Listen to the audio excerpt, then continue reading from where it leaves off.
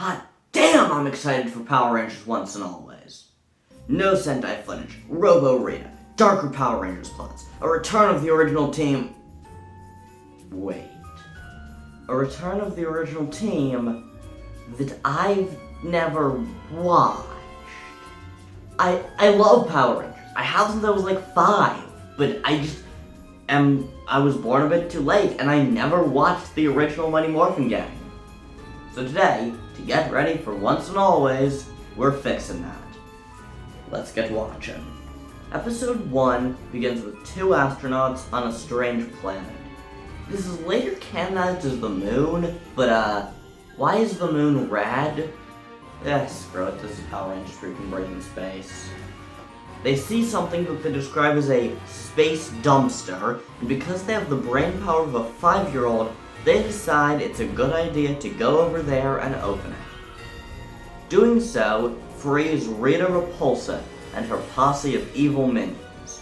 When the astronauts actually have a good idea, trying to flee, Rita reveals what she does when she wakes up after her 10,000-year nap. Destroy the nearest planet. In this case, that's our own little blue marble. This is the first of many contradictions in the show. Here, and a few other times, she describes her motivation as being to destroy the Earth. But most of the time, that motivation is instead the, frankly, more logical explanation of conquering the Earth. So, what gives Power Rangers? Immediately after that, we meet our protagonists at the Angel Grove Youth Center Juice Bar and Gym. Jason, the Red Ranger, is sparring with Zach, the Black Ranger. Kimberly, the Pink Ranger, is doing gymnastics, and Trini, Yellow, is just watching from the sidelines. In comes the best of these 5, Billy, Blue, who says he's ready for his first karate class. And I'm sorry, no. I had this whole monologue plan that I'm not going to go into here, but suffice it to say, if it's your first class, you wouldn't have a belt yet. You get that after having a few classes, not just immediately. I've been doing martial arts for 6 years, I would know this. Then enter the true heroes of the show, who would be a crime not to include in Once and Always, Bulk and Skull. Okay, thanks to History of Power Rangers, I feel safe in calling them the real heroes of this show, because I've seen their development, but man, they are not great in the early episodes. I will touch more on this later, because yikes. An earthquake begins, and after kind of just standing there for a few seconds, the Rangers are teleported off to the power chamber, where they meet Zordon and his little robot companion, Alpha 5. Zordon explains very briefly what dinosaur each of them will use as their powers, and gives them their morphers. It really doesn't take long. He breezes past a lot of this lore. It's weird. The gang actually refuses the call at first, and while it doesn't last long, it is cool nonetheless. I tend to think of the original team as being goody-good paragons with nothing in the way of complexity, so it was neat to be surprised by this. When they head out, they get stopped by a team of putties, allowing us to get a cool, unmorphed fight that shows off their fighting styles, and I will talk more about that at the end. Jason remembers something Zordon said, and they morph. Due to Sentai limitations, they're now in a city, and meet Rita's second-in-command, Goldar. The Rangers beat him quickly, Rita makes her monster grow, the Rangers get in their Zords, they have a poorly made fight, and Goldar teleports away just in time. When they go back, they're given the code of being Power Rangers, which they must follow, or else they will lose the protection of the power. Whatever that means. I will definitely talk more about this, because what? The season has like 10 episodes that are actually plot relevant, so for this next part, I'll be playing pretty fast and loose with what I talk about. In episode 2, Billy makes a communication device using microwaves. That is actually what Trini translates it to, and I love that so much. And it lets them talk to Zordon and Alpha from anywhere. But it doesn't work right, and instead it teleports them. Let that sink in. 30 years later, teleportation is still a technology that we believe to be completely impossible. And this high schooler figured it out by accident. How is this kid such a fucking genius? That same episode is also the one with the infamous "form a human chain" moment, and while that is ridiculous and does deserve to get memed upon, the same episode had a very sweet moment where Trini overcame her fear of heights by climbing to help Billy. It wasn't much, but it was just nice seeing these guys work together and be friends without needing unnecessary conflict within the group. Honestly, that's something a lot of modern media could learn from. In literally the very next episode, Zordon gives the Rangers new power weapons, and in the episode after that, he gives them new power crystals. This isn't as bad as like Megaforce or something, because he does lighten up on the power-ups after this, but like, man, I feel like this show would be better if they, gave us time to sit with these power-ups for a little while, rather than just throwing them at us willy-nilly in the early episodes. At one point, Billy invents a flying car. It's called the Round Bug. It is used literally one time after this, and then it's never used again because it is completely useless when they have teleportation powers. At this point, I can't even be upset. Why is so much stuff just brought up in this show and then never fucking used again? My pollution will ruin the whole planet! Escapism. The show really picks up steam in the 5-part special. Really, Saban? 5 parts? That feels unnecessary. Known as Green with Evil. There's a new kid on the block, Tommy Oliver. Stone cold, totally hot, badass. Rita casts a spell making him evil and gives him a green power coin she just had.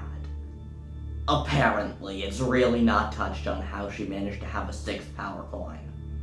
This special is actually pretty cool, but I'm going to try and keep this to a minimum for the sake of the video's runtime. Tommy invades the command center and wrecks it up.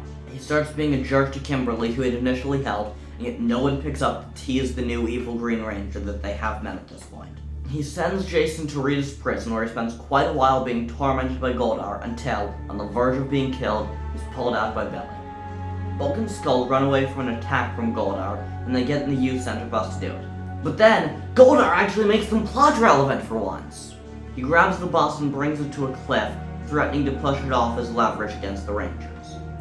Our heroes summon the Megazord to deal with it. It's really not a big deal. Tommy is again trying to disable the command center, but this time Alpha stops him and locks him in a force field. Unfortunately though, Rita gets free and makes him grow. Okay, I get that her magic wand is supposed to be able to do anything and can make anything grow, but like, this just feels off to me, making an ordinary human person grow. He, Goldar, and the random and otherwise unimportant villain Scorpina all work together to defeat the Megazord, and when they do, it unmorphs the Rangers and chucks the machine into a pit of lava that was somehow just there. The Rangers return to the command center, feeling defeated, only to find that the computer had managed to figure out the Green Ranger's identity, which we already know.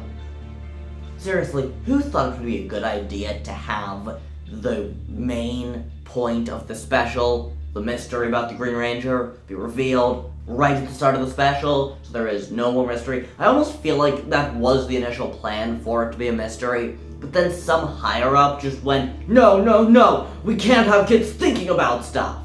For some reason, I don't get it. Rita awakens the mighty Dragon Zord for Tommy, Alpha gets back in contact with Zordon, which somehow gets the Megazord back, and the Rangers destroy Tommy's power sword, freeing him from Rita's control and bringing him to the team.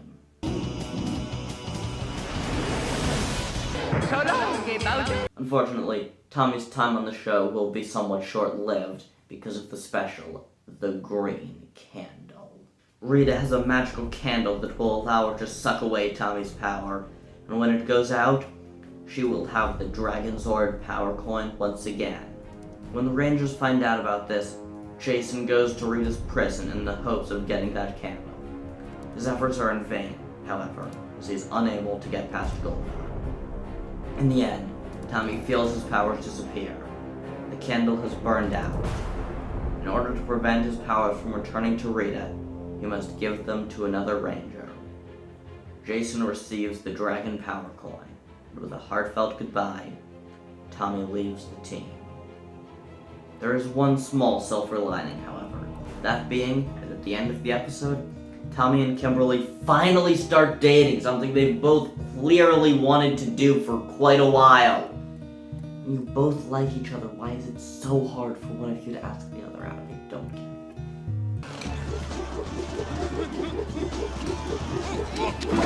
Never in my life have I been so intimidated by sausage. That's sad, but it gets completely undone like 10 episodes later, because Tommy will return in the special Return of an Old Friend.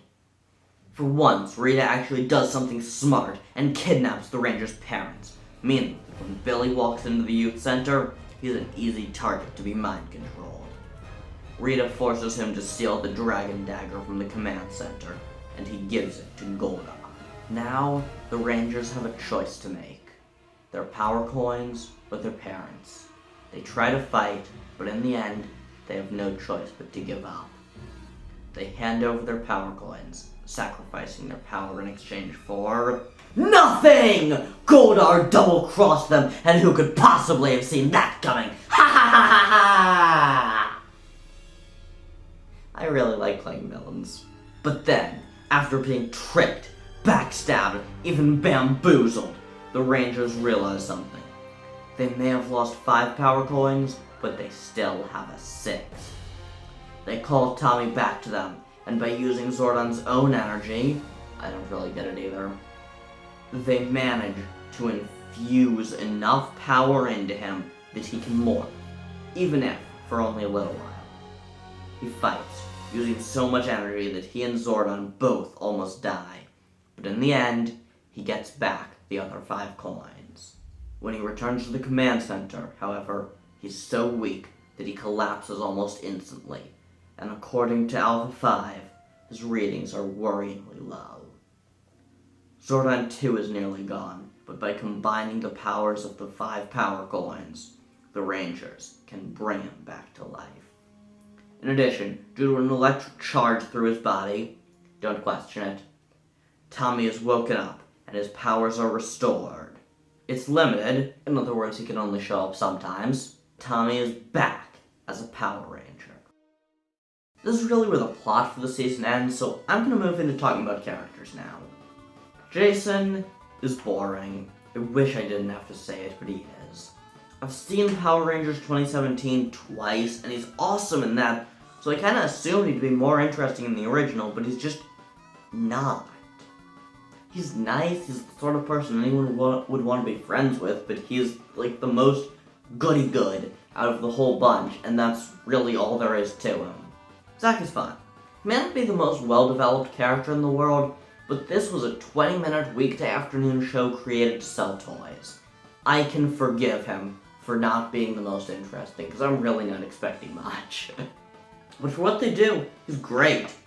He's really funny. He teaches what he calls hip-hop keto, a dance-based martial art he created. And overall, he's just the sort of person I'd love to be in a class with, just to hear whatever kind of crazy shit he's gonna say.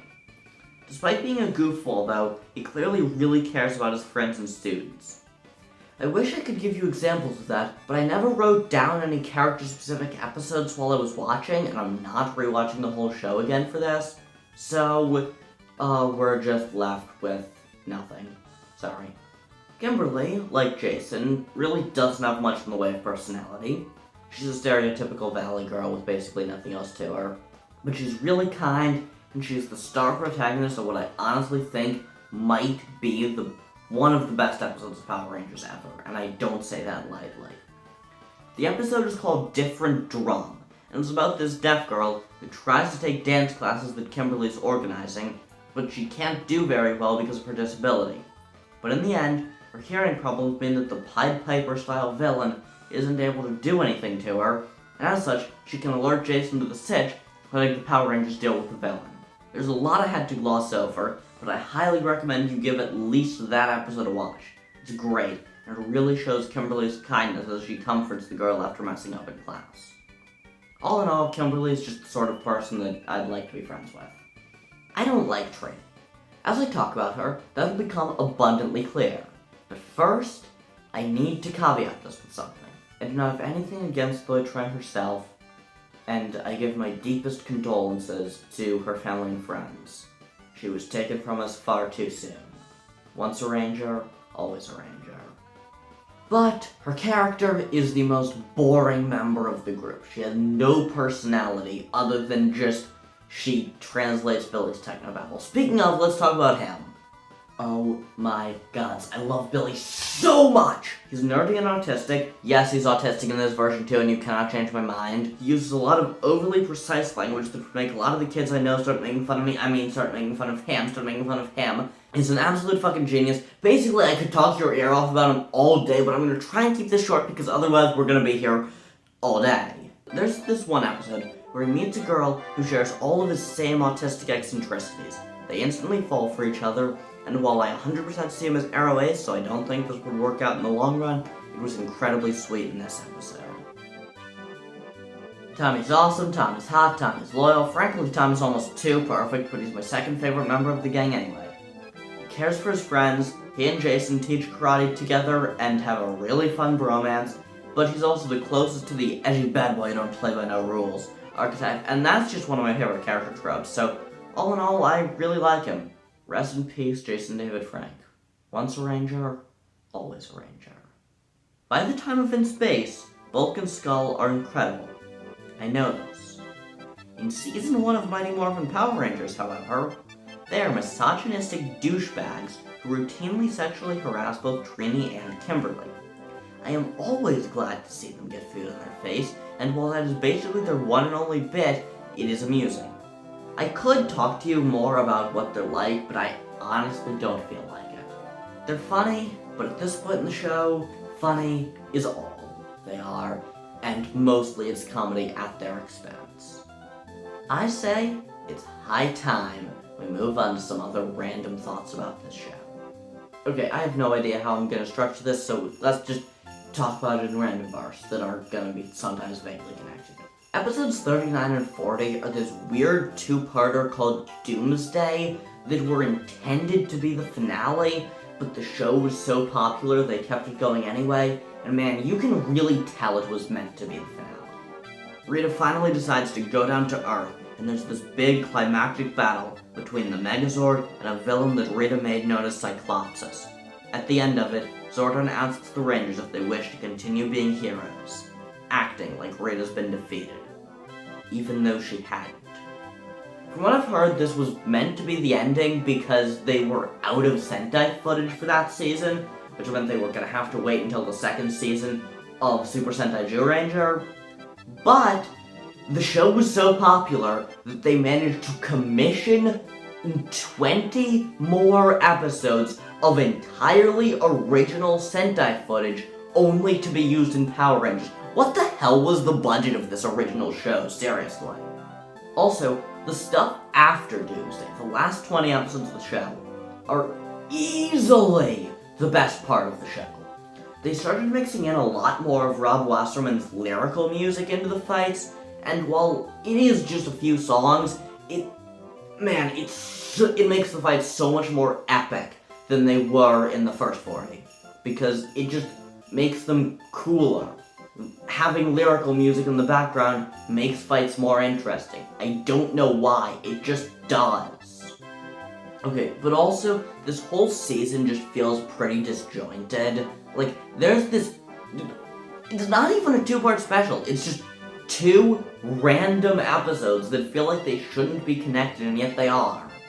Like, in the first one, Jason and Tommy get told to go off on this mission to defeat to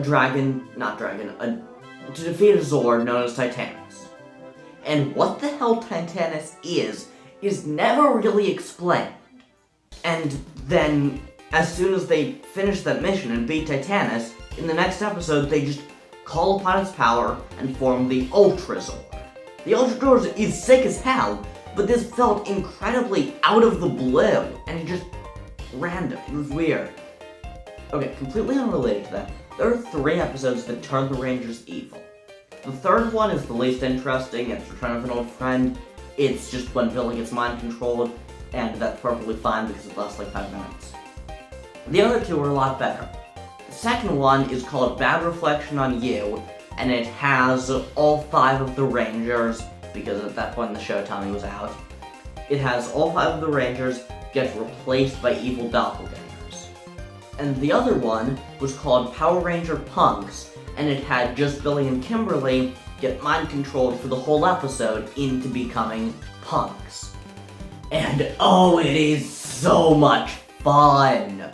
Billy walks up to Bulk and finally gives him a piece of his mind and tells him that he's not the top dog anymore. And at the same time, I love this so much. Kimberly goes up to Skull and becomes a freaking dominatrix in town. And it's so much fun. I want to see Punk Kimberly become her own independent character because, oh my god, she and Skull would have such a fun dynamic. Like, the normal Kimberly and Skull are, like, they would not get along well. That would be a very unhealthy relationship.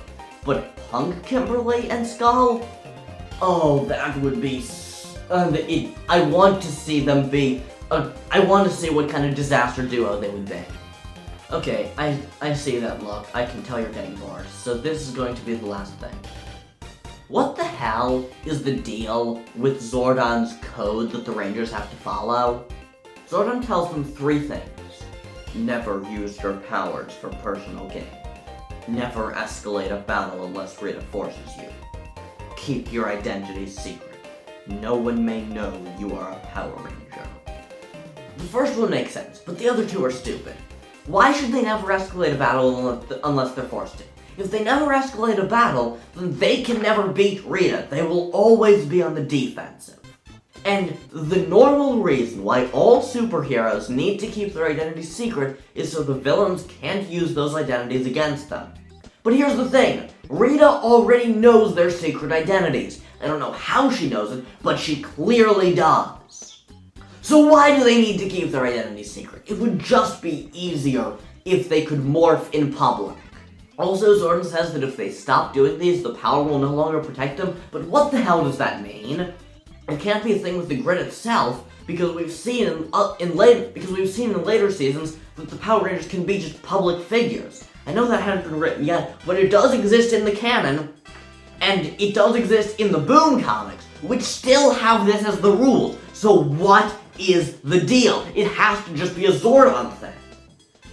Anyway, this video has gone on long enough.